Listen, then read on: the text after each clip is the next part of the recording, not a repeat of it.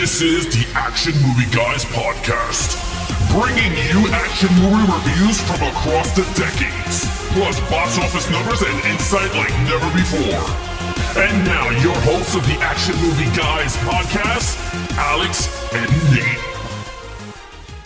What's up, everyone? Welcome to episode number 202 of the Action Movie Guys podcast. I'm your host, Nate. This is my co-host, Alex Figueroa. And on this episode, we're continuing. It's October. It's horror month. Everything's spooky. So we're doing some movies that have action and some kind of horror element, some creature, some monster, whatever the case may be. This week, from 1996, we got a little From Dusk Till Dawn, directed, of course, by Robert Rodriguez, one of my favorite directors. Screenplay by Quentin Tarantino, and story by Robert Kurtzman, who, if you guys know Walking Dead, a little bit of Walking Dead. He also did the makeup he was part of a makeup effects team. There's a lot to talk about with this movie. I'm excited to talk about it because, spoiler alert, I love this film. So we're going to be going over it in just a second. Alex, I know this is not a first time watch for you, but when was the most recent time you saw this? I'm gonna be honest with you. It's been a long time. It's been a long time. I have the Blu-ray, and then when I looked in the back of the Blu-ray, the audio said 2.0, and I was like, "Wow, did this come out when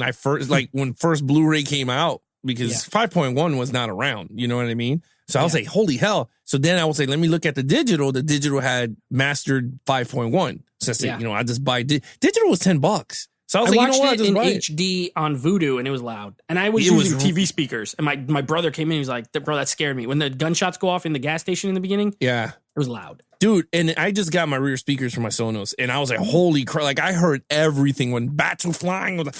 Yeah.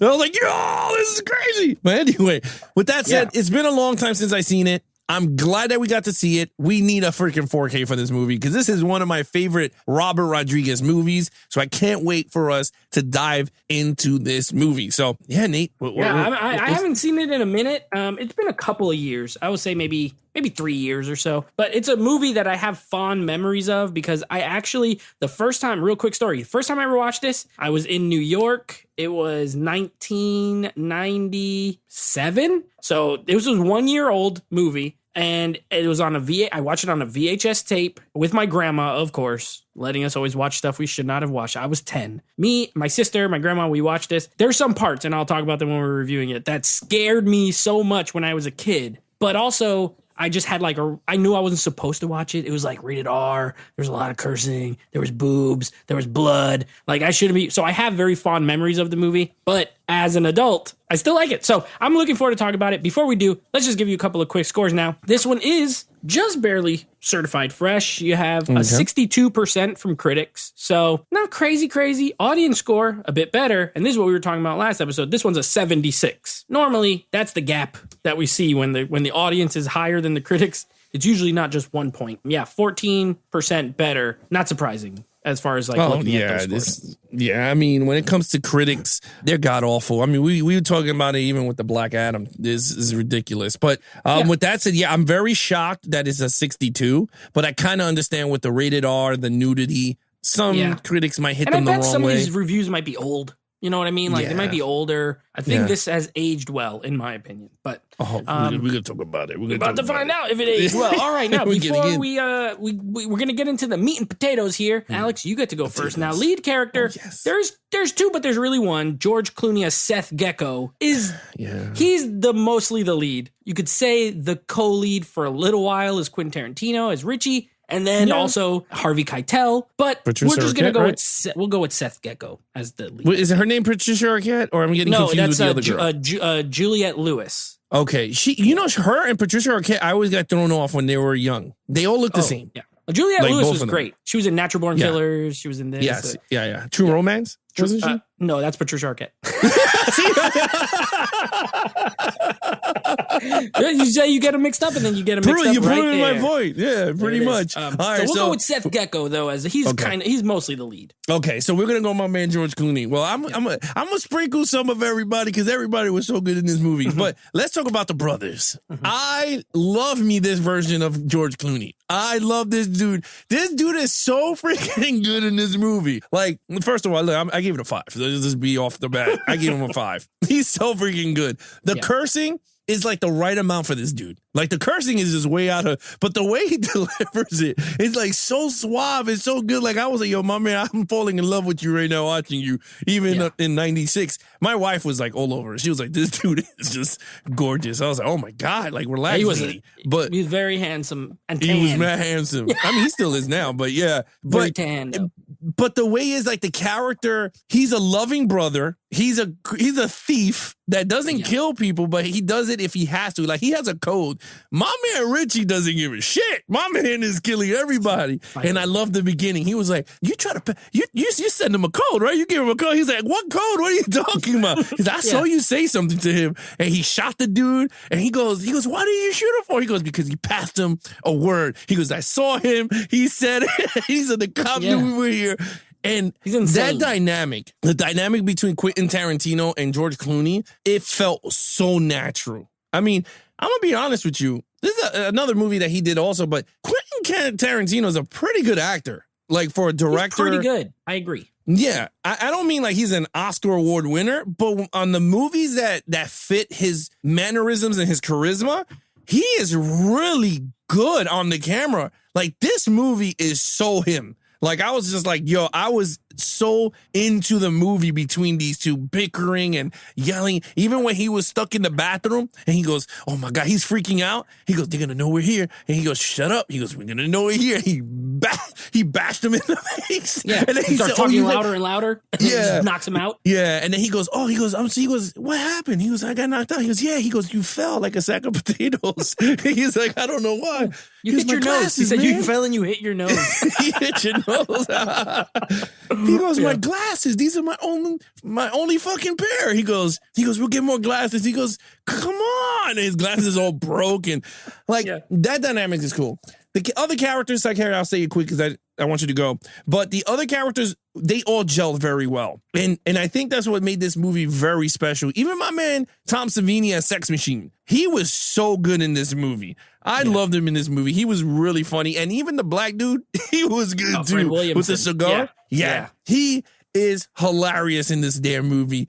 But all of them served a purpose in the story that was very fun. And I thought it was very well. Robert Rodriguez, I got to tell you, he has to go back and film these type of movies. I don't know why he stopped doing this. I miss these quirky vampire movies, but we're going to talk about it more in other categories. But with that said, I gave it a 5. It was amazing. Perfect. Yeah, I think so. Yes, I think George Clooney is amazing. This was ER time, George Clooney. So you got to remember, like he's on a TV show, primetime, doctor show, for women and family. You know what I mean? Like it's not. And then this one, he's like F-bombs galore, like threatening people. You know what I mean? Tarantino's hilarious because he wrote the script and him and Robert Rodriguez, they've been friends for like years and years and years and years. And I can just see him being like, listen, Robert, I'll play this guy who's the brother of the most beautiful man on earth. And then you got Quentin Tarantino, who looks nothing like him, is ugly, and but it worked. It worked. And you know why I think he's smart as far as when he acts? Because he only acts in movies he writes, so he knows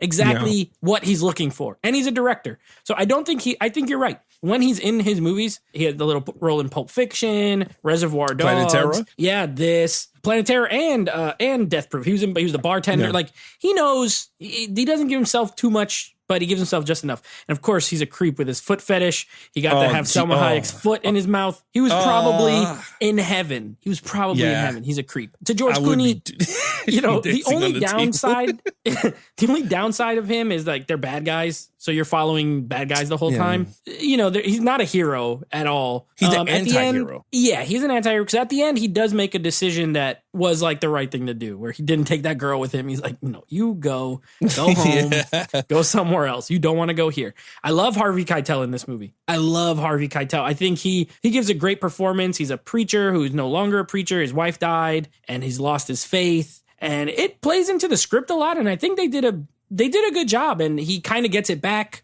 right before the end. And Juliette Lewis, I always like her, especially in the 90s. I think she was always really good. She always plays these quirky characters in these weird movies, but I think she was great. I agree he's mostly lead, but as a whole ensemble, a 5. I think everyone played their roles great. They're super watchable characters. You feel some way about everybody, whether you like them, hate them, love them, whatever. Everyone elicits a reaction, which I think is a great sign. So it's a 5 for me as well. Okay, villains. Now it's vampires. It's a bunch of them. There's not like a one. So we'll just go with the vampires in From Dusk Till Dawn. What did you think? A 5. Yes, a 5. I'm sorry. There was multiple, and this is the reason. I mean, yeah, they're vampires, but what I will say is that there were different type of vampires. So that's what made the movie for me fun, unique, is because there was not only the humans turning into vampires. There was like they look like they came out of hell, fresh from hell. One of them turned into Tom Savini turned into a rat. Yeah, he turned into a rat. Yeah. So like, and then you had the big black guy. He was like, his mouth is this big. Yeah. So like, for me, the makeup was great. Also, let's just get that straight up. I mean, you have one of the legendary makeup artists for horror in the movie. You know, he gave some tips and tricks while they got K&B, who was like top of the line horror makeup artist group. Yeah. So you had 2 in this film. But yeah, in terms of the villains, I mean, there's nothing more to say about them because honestly, yes, Salma Hayek did started the entire thing because she did turn first and she had that one of the most exotic entrances, known to man, I think in any movie. I was stunned, bro. I was watching the movie. I was like, holy hell. Like, what am I watching here? Like naked, but it's like one of the greatest entrances. Like, dance numbers in a movie. Yeah. It's memorable. I love it. We all memorize right now. Everybody remembers. Remember that one you know time when funny? Salma Hayek comes out on the stage with a snake, like Britney Spears? Britney Spears copied her. Yeah. Yeah. You know what's crazy? So I told my wife, because I was like, you know what's crazy? When you think of Dusk Till Dawn and you tell someone, what do you think of Dusk Till Dawn? Everyone goes, Salma Hayek dancing. Like, she's there for literally 5 minutes into the movie, and she's dead, but everyone goes, Salma Hayek. That's how how my wife know. goes, no, only the guys, because she was like George Clooney. So I was like, yeah, I kind of figured that. So I was like, it's entertaining for both. It's okay. I like it. But look, overall, I like everyone turning into. I love the band with the human body they were playing.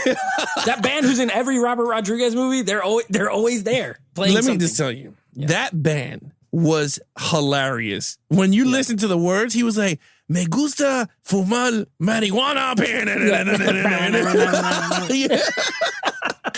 Yeah. It just has minimal lyrics. He says like one little sentence and then they just play music. Yeah, they all start bopping, going crazy. No, but look, overall, makeup effects was great in terms of the villains and everybody turning and bats flying in, and it's just spectacular. And I had to give it a 5. And I'll talk about it in the storyline, but yeah, I gave it a 5. Yeah, so in this case, the fact that we're scoring a group rather than a 1, yeah, you know what? Vampires, just like we talked about last week with Dog Soldiers, I'm a fan of vampires. Yeah. I dig some vampires. One, usually they can talk, so there's personality to them. You know what I mean? Which makes it a little more evil. Like a werewolf is out of control. They can't help it. A zombie doesn't even think. It just wants to eat. Vampires are calculated. But the vampire route that they went here is pure monster. Like, they don't really talk. They talk, but they say, like, I'm gonna get you. They say stuff like that. They're not like, this ain't Dracula. They're not handsome. No. They're not dressed. They look like lizards. Some of them look like bats. That one super ugly one, that part is always hilarious where they're all like lined up. And then there's one that's like all goofy looking with the big ears and stuff like that. Hilarious. Yeah, Tom Savini turns into a vampire and then also turns into a rat. Fred Williamson is like huge and then his mouth turns like gigantic. The father. It's awesome. And then there's like literally 1 million bats outside flying around. When the band turns into vampires, all of a sudden the guitar is like a dead body with like a leg for the stick at the end. Yeah. Like it's very creative. The makeup was great. Some of the CGI transitions, they look a little dated, but the actual like death scenes and stuff are really good. I still think they hold up, and it's almost all practical, which is great. It's makeup, it's blood, it's goo. This movie's really gooey. There's like stuff spraying everywhere. I think the only thing, I'm going to give it a 5 on the whole. I think it would be even better if there was like a lead vampire, like one that's like kind of in charge. Yeah, and she dies though like pretty fast. Yeah. So it would have been cool if there was one like, or even like Cheech Marin, even though he plays 3 roles in this movie, but he was funny. His vampire version, like if he would have been in charge, or Danny Trejo, anybody, but that's okay as such. there's just, I can't, it's hordes and hordes of crazy looking vampires in it, and I love it as well. 5 out of 5. Okay, action. All right, let's get back to Earth. Let's bring the spaceship. Let's down. bring it down. Let's bring it down. This movie's a 5. Oh my gosh. Oh my God. Look, I don't know, trick, man. We might be seeing some different movies here, but this movie has tons of action.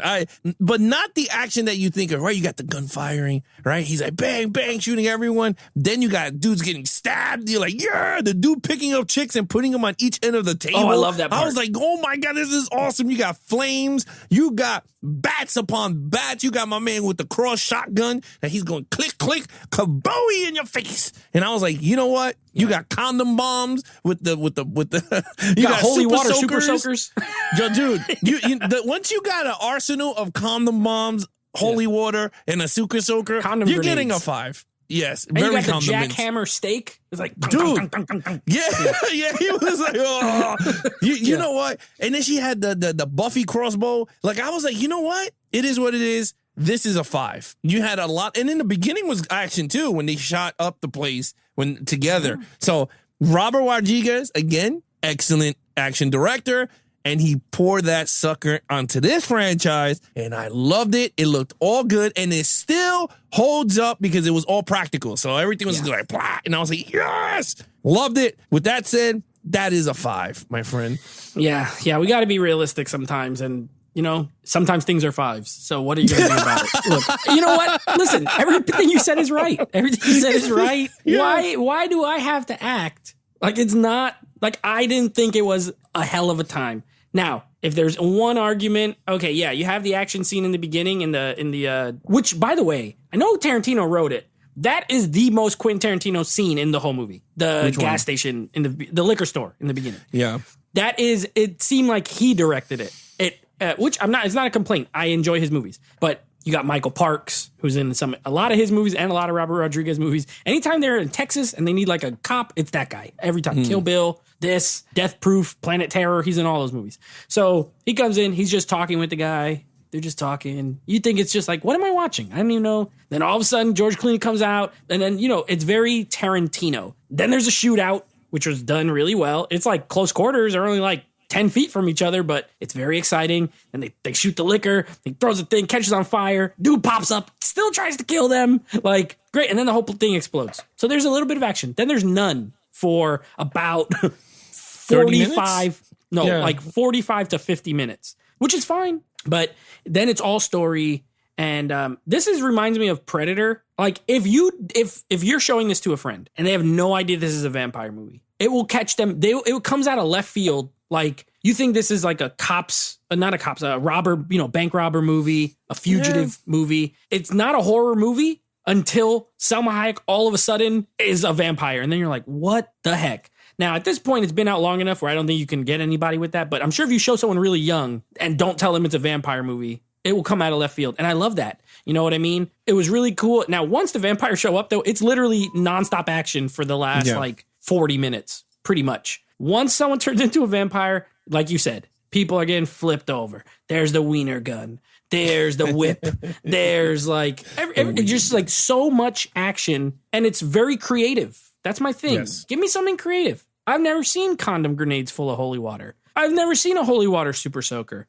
I've never seen a jackhammer steak. You know what I mean? Like the bullets, they're carving the little crosses into the bullets. That way when it hits them, they die. All great. 5 for me as well. I'm not going to sit here and act like it's not. Okay, storyline. It's going to continue the trend. It's a 5. I don't think, to be really honest with you, is there flaws in the story? I bet there is, but I can't find none. Why? Because I enjoyed it from the minute the story started into the end. It was nonstop fun action, bickering between the brothers, and then him and the chemistry between the father with the glasses. He was so good. He was like, are you really a loser? I love that scene. You can't take a win as a win? And he's like, what did you say? He goes, do you want me to repeat myself? And he repeated it again. And he was like, why don't you take a shot with me? Because he had balls to say it again. Like, he was just like, yo, this dude don't play. And I like that. It was very fun. And you're right. It's like a kind of a blend between the serious sometimes, and then it goes right into some like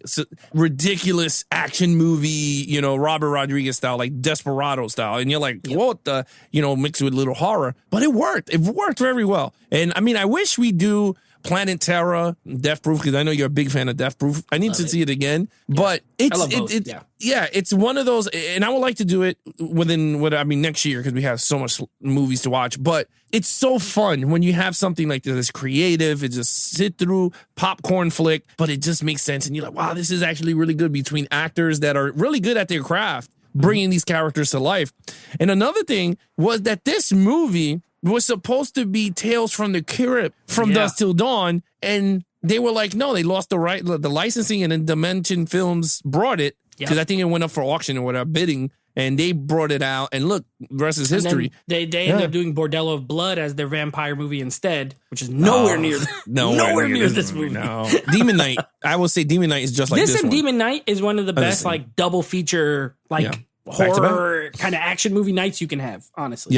Yeah, I totally agree. But what's funny though? If they would have slapped Tales from the Crypt across this board, Tales from the Crypt across the board, I could totally see it, because the ending with all those vampires walking, I was like, this is so Tales from the Crypt. Like you could see it. And as they where walking. it zooms out and it's that temple. It's like, oh my God, it's actually like some crazy vampire temple that the bar I get is this on. picture of the Crypt Keeper coming like, good boys and ghouls, what did you think about the bar? And he had like a little puppet. Yeah. And it had the morality element, right? Like, hey, these guys are fugitives, they're criminals. Hey, don't do that, because you might. How would he start it off? Like, if you because how the Crypt Keeper always starts the story. He'll be like, two brothers on the run and about to meet their doom at a bar. He'll make some pun about he'll be like, and then he goes, this is a story I will call From Dusk Till Dawn.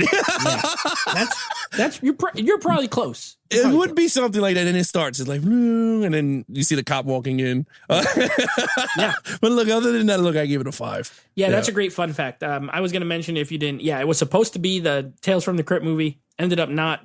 Good. It's fine. If it was, it would have been great. It would have been great. And if it's not, it doesn't hurt it. Look, the first 50 minutes of this movie is a really solid Quentin Tarantino movie. And the second 50 minutes of this movie is a really great Robert Rodriguez movie, period. That's how I've always watched it. Everything before the vampires is very Tarantino-esque. A lot of dialogue, a lot of talking, but it's interesting dialogue. It's characters that you're intrigued in watching. They're off the rails. Some of them are not. There's a lot of dynamic there. And then it goes into really the Robert. Once they get to the titty twister, it is full Robert Rodriguez all the way the rest of the movie. So I love it. And of course, it has all his regulars. The cast in this movie is great, right? You have, by the way, the story, we're doing storyline. It's a 5. Yeah. It's 5. You got like, I'll save it for overall. Anyway, the storyline, let me stick with what it is. It's great. It's a mixture. It's a mixture of two movies. It's a fugitive on the run movie, crime, and it's a vampire horror monster movie. And both work. When both work, for me, flawless. 5 out of 5. Okay. Now that we're overall, I'll go over all that stuff. So what's your overall? I think I know, but what's your overall? Yeah, look, overall, it's a 5. I'm going to continue to 5. It's going to be another perfect score here, because you're right. When we did Predator in 1987, we said, were there other movies that started off serious and then it ended in like a totally different movie that it started? Yeah. And we answered our own question with from Dusk Till Dawn. Yeah. So with that, I had to give it props. Robert Rodriguez, I love his action movies. And the funny thing is, he does not go back to these type of genres. I don't get it. It's like James Cameron. But when he does, the movies are so fun. They're innovative. They're just fun to sit down and watch. And again, I wish we get the damn Desperados in 4K. I wish we get these movies in 4K, Planet Terrors in 4K, because they deserve it. I think they deserve it with the new upgrades with Atmos and the colors popping on the blood. I would love it. Even the machete kills. I will watch that. Even the all Faculty. Day. Like, can I get the Faculty on 4K? Like, that's a Robert Rodriguez movie, and I want it. Yeah, I'll be honest with you. I would want all his movies. And I like Machete. Oh, Machete's fun. Yeah. The 2 is wonky, but it's just so fun to sit down and watch. Mel Gibson, and that's pretty fun. I love Mel Gibson. Yeah, he's really good. Yeah. But one thing I would say before I pass it off the baton to you is the music in this movie is so good. Between this movie, Desperado, Once Upon a Time in Mexico. It's one of my top 3 Robert Rodriguez scores. Like, oh, dude, this movie's so good. Even Kara was going, she was just bopping her head. Yeah, she loved it. She was just bopping. So it was actually really fun to see her jump all over the place. But with that said, 5. Yeah, he always got that band in there. They were in Desperado too. They were in this. They've been in like a few of his movies. Look, I love Robert Rodriguez. We definitely got to add him to director spotlight because he is one of my favorite directors, just period. Yeah. There's very few movies of his that I don't like. Maybe Spy Kids and like, but they're not for me. But I guarantee, I know that kids that grew up with them love. My brother loves those movies. So he did everything, right? He did kid movies. He did adult movies. All his stuff is rated R or it's for kids. And then Alita Battle Angel. So yeah, it was good. And it was good. So, okay, overall, listen, the cast. I mean, you got George Clooney. You got Tarantino, right? Okay, cool. But then you got the regulars, the Tarantino and Rodriguez regulars. You got Michael Parks, shows up as the cop. Juliette Lewis, great. Harvey Keitel, an amazing actor. You got in one scene, they're both in one scene. You got Kelly Preston as a news reporter and John Saxon as I think he's like a lawyer or whatever. She's interviewing him, or he might be a DA or something. John Saxon, Fred Williamson, Tom Savini. And then at the table with Tom Savini, if you notice, he steals the beer from Robert Kurtzman. That's Robert Kurtzman that he takes the beer from. So you got the makeup effects guys in the movie. Danny Trejo. It's not a Robert Rodriguez movie if Danny Trejo doesn't show his face somewhere. I love him as the bartender in this. And then you got Salma Hayek, who was in a bunch of his early movies. It's just like Cheech Marin playing 3 roles. It's a who's who of people you've seen in both of these directors' movies. And I'm here for all of it. Look, I love this film. It has a special place for me nostalgia-wise. But when I rewatch it, I still love it, which is a good sign. I didn't just like it because I was a kid. I like it because I think it's a great movie. It's a ton of fun. It has a great cast. Really good acting for what is essentially a B movie. It has really great performances. Yeah, this is a B movie. It's a crazy drive-in monster movie splatterfest, and you got Harvey Keitel and George Clooney in it, who are like Oscar-nominated, actors. An amazing flick, a great time, a 5 out of 5 for me. I'm not gonna sit here. I don't give out too many perfects. I think there's only my 3rd that we've ever had. Yep. But this is a movie that I do really love, so I feel perfectly comfortable giving it the 5. I don't even need to ask you. We both gave it a 25 out of 25. So this is this goes up with this is weird, but it goes up with Terminator 2 and Predator as the only movies that both gave a perfect 25 to. Yeah. On paper, this doesn't belong with those movies, but you know what? Sometimes it just shakes out that way. I agree. Yeah, so yeah, it's a great film. It's a great film and it's a ton of fun. Okay, next week we got Magnum Force, the next in the Dirty Harry series. And then I think this is a first time watch for you too. We're wrapping up our horror themed action movies with a movie that I have not seen since the movie theater. It's called Priest. It is about a group of futuristic priests that fight vampires. Just to get your beak wet, we got, who's in this movie? Paul Bettany. He plays the priest. He's cool. Okay. Maggie Q is in this movie. You like Maggie Q? Oh, yeah. And your boy, Carl Urban. He's the bad guy. It's a 5. In this movie. It's already a 5. That's an overall 5 right there. That's a 5 right there. I don't remember if I think I liked it, but I have no idea. It's been a long time since I watched it. So I'm actually really looking forward to rewatching it. We're going to be doing a little bit of Legion. And I'm not Legion, Priest. Paul Bettany had the 2 spiritual weird movies. Gotcha. And they came out at the same time. Priest. Okay. So we're going to be doing some Priest next week. I'm looking forward to hearing your thoughts on it. Priest. Because this could go either, you could give this a 8 or a 23. Yeah, I don't know. Doom. This could be Doom or this could be this from Dusk Till Dawn. I don't know. Could be. Probably Doom, or maybe somewhere in the middle. Might be in the middle. It might be in the middle. Yeah, it could be tossed between the middle. So I'm looking forward to it. Yeah. I'm looking forward to it. I mean, I like when we watch movies that we never seen because it makes it fun when we were reviewing because we just start laughing at the stupid parts because we all start thinking the same thing when we watch them. So that's why it was kind of funny when we saw Dirty Harry because you already knew when he stabbed the dude what we were going to laugh at. Him yelling like a nutball. So anyway, with that said, guys, if you guys want to follow us on our social media accounts, please follow Nate over on Instagram at Netflix Reviews. Check out the podcast with him and his friends called Netflix Movie Reviews. Anything action movie, guys, head over to youtube.com/geeksandflicks for the video version. of the podcast, or head over to www.geeksandflicks.com. In our official website, you guys can have our t-shirts, Action Movie Guys t-shirts, Geeks and Flicks t-shirts. We got mugs, we got phone cases. But other than that, he is your host, Nate from Netflix Reviews. I'm his co-host, Alex Figueroa. Be awesome to each other and geek out.